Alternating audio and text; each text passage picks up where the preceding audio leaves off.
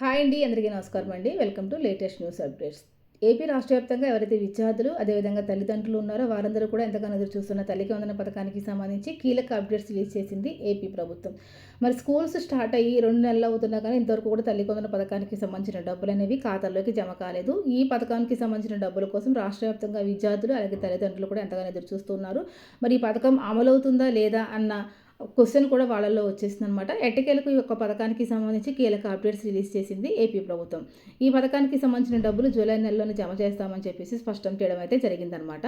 కూటమి ప్రభుత్వం మేము అధికారంలోకి వస్తే తల్లికి వందనం పథకం ద్వారా ప్రతి విద్యార్థికి కూడా సంవత్సరానికి 15,000 రూపాయలు అందజేస్తామని చెప్పేసి చెప్పడం అయితే జరిగిందండి. చెప్పినట్టుగానే మరి యొక్క పథకాన్ని అమలు చేస్తూ వస్తుంది కుటుంబ ప్రభుత్వం. మరి 2026-27 సంవత్సరానికి సంబంధించి తల్లికి వందనం పథకం డబ్బులు ఇంకా ఖాతాల్లో అయితే జమ కాలేదు. ఈ పథకం కోసం రాష్ట్ర వ్యాప్తంగా తల్లిదండ్రులు అలాగే విద్యార్థులందరూ కూడా ఎంతగానో ఎదురు చూస్తున్నారు. తల్లికి వందనం పథకం డబ్బులు ఇంకా రాకపోవడంతో పేరెంట్స్ ఎంతగానో ఎదురు చూస్తున్నారండి. అటు ప్రైవేట్ స్కూళ్ళు కాలేజీల యాజమాన్యాలు కూడా ఫీజులు చెల్లించాలి అని చెప్పేసి ఒత్తిడి కూడా చేస్తున్నాయి. ఇలాంటి సమయంలో ప్రభుత్వం నుంచి ఒక అప్డేట్ రావడం జరిగింది. అదేంటో ఈరోజు వీడియోలో క్లియర్ అండ్ క్లారిటీగా తెలుసుకుందాము. ఎవరైనా కనుక మన ఛానల్ ఫస్ట్ టైం చూస్తూ ఉంటే కనుక ఛానల్ని తప్పకుండా సబ్స్క్రైబ్ చేసుకోండి. వీడియోకి ఒక చిన్న లైక్ చేయండి. ఈ వీడియోని మీ ఫ్రెండ్స్ అండ్ ఫ్యామిలీ మెంబర్స్కి షేర్ చేయండి. మీరు ఇలా చేయడం వల్ల తెలియని వాళ్ళు ఎవరైనా ఉంటే కనుక విషయాన్ని తెలుసుకునే అవకాశం అయితే ఉంటుంది. వీడియోలో ఉన్న ఇంపార్టెంట్ పాయింట్స్ అనేవి మీకు పూర్తిగా అర్థం అవ్వాలంటే కనుక వీడియోని చివరి వరకు చూడటానికి ట్రై చేయండి. మరి లేట్ చేయకుండా వెళ్ళిపోదామండి. ఆంధ్రప్రదేశ్లోని లక్షల మంది విద్యార్థుల తల్లులు ఎదురు చూస్తున్న పథకం తల్లికి వందనం పథకం నిధుల విడుదలపై రాష్ట్ర ప్రభుత్వం కీలక ఆదేశాలు జారీ చేయడం జరిగింది. పథకం అమలు ఇంకా పూర్తి కాకపోవడంతో ఎంతో విద్యార్థులు అదేవిధంగా తల్లిదండ్రులు కూడా ఎంతగానో ఎదురు చూస్తూ ఉన్నారండి.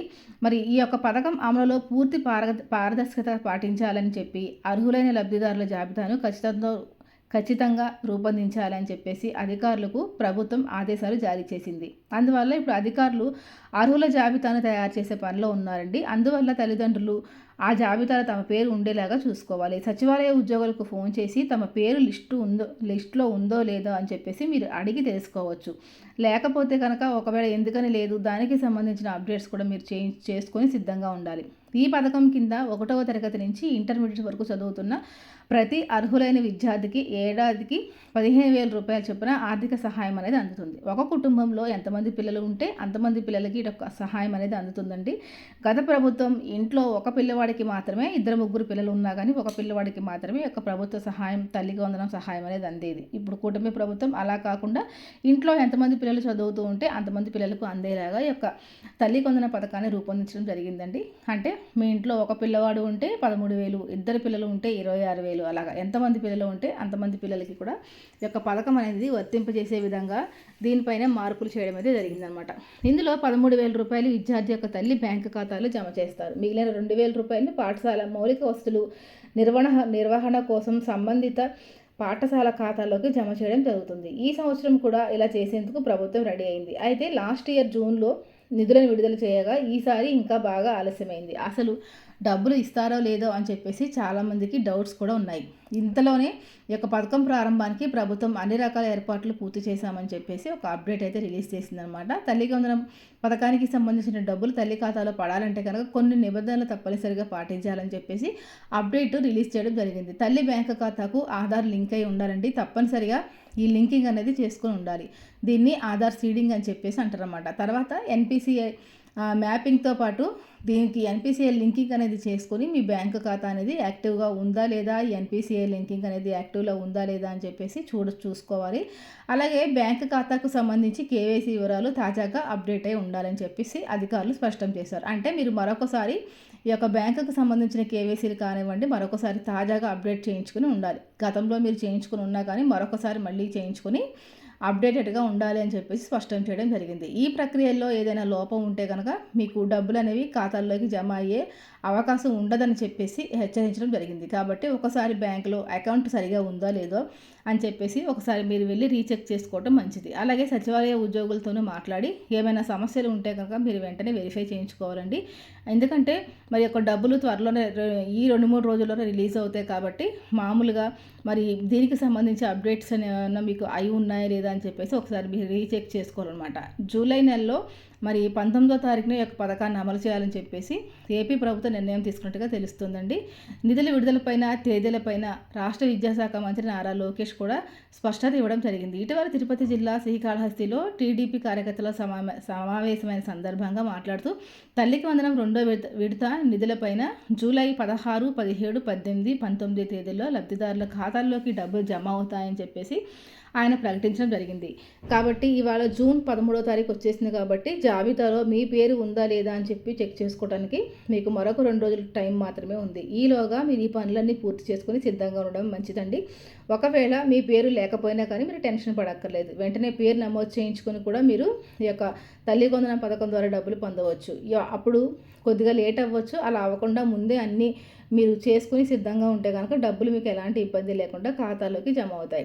జూలై 16, 17, 18, 19 రోజుల్లోనే రాష్ట్ర వ్యాప్తంగా అన్ని ప్రభుత్వ పాఠశాలల్లో మెగా పేరెంట్స్ టీచర్స్ మీటింగ్ నిర్వహించబోతున్నట్టు మంత్రి నారా లోకేష్ తెలిపారు. దీన్నే పీటీఎం అంటారన్నమాట. నిధుల విడుదల కార్యక్రమాన్ని ఈ సమావేశాలకు వేదికగా చేసుకున్నట్టు ఆయన వెల్లడించారు. గత ఏడాది కూడా ఇలాగా చేశారండి. అయితే అప్పుడు స్కూల్స్ తెరవంగానే డబ్బులు అనేవి జమ చేయడం జరిగింది. దాంట్లో ప్రైవేట్ స్కూళ్ళలో ఫీజు చెల్లించేందుకు పేరెంట్స్ ఇబ్బంది పడకుండా పిల్లల్ని స్కూల్లో జాయిన్ చేసుకోవడం జరిగింది. కానీ ఈ సంవత్సరం స్కూల్ తెరిచి నెల అయిపోయింది. ఫీజుల గురించి స్కూల్ యాజమాన్యాలు ఒత్తిడి అయితే తీసుకోవడం జరుగుతుంది. ఇంకా డబ్బు రాకపోవడంతో పేరెంట్స్ కొంత ఇబ్బంది పడుతున్నారు అని చెప్పేసి జరుగుతుందన్నమాట. తల్లికి వందనం పథకం ద్వారా లబ్ధి పొందేందుకు విద్యార్థికి కనీసం 75% హాజరు తప్పనిసరిగా ఉండాలి. ప్రభుత్వం ఎయిడెడ్ గుర్తింపు పొందిన ప్రైవేటు స్కూళ్ళు, కళాశాలలు అలాగే ప్రభుత్వ కళాశాలలు చదివే విద్యార్థులందరికీ కూడా ఇది వర్తిస్తుందండి. అయితే ప్రభుత్వ ఉద్యోగుల పిల్లలు, ఎమ్మెల్యే, ఎంపీ వంటి ప్రజాప్రతినిధుల పిల్లలకు ఈ పథకం వర్తించదని నిబంధనలు స్పష్టం చేస్తున్నాయి. అందువల్ల ఈ నిబంధనలు ఉన్నవారు ఈ పథకం ద్వారా కాకుండా వేరే మార్గాల ద్వారా ఫీజులు చెల్లించేందుకు మీరు ప్లాన్ చేసుకోవాలి. పేదలు మరియు మధ్యతరగతి వారికి మేలు జరగాలనే ఉద్దేశంతో ప్రభుత్వం ఈ కండిషన్స్ని తీసుకురావడం జరిగింది. ఇటీవల జరిగిన కేబినెట్ సమావేశంలో నిధుల విడుదలకు ఆమోదం లభించినట్టు సమాచారం. ఈసారి సుమారుగా 68 లక్షల మంది లబ్ధిదారులు ఉండే అవకాశం ఉందని అంచనా. కుటుంబంలో ఎంతమంది పిల్లలు బడికి వెళ్తే అంతమందికి కూడా విడివిడిగా సహాయం అందించేలాగా రూల్స్ అనేవి సడలించారు.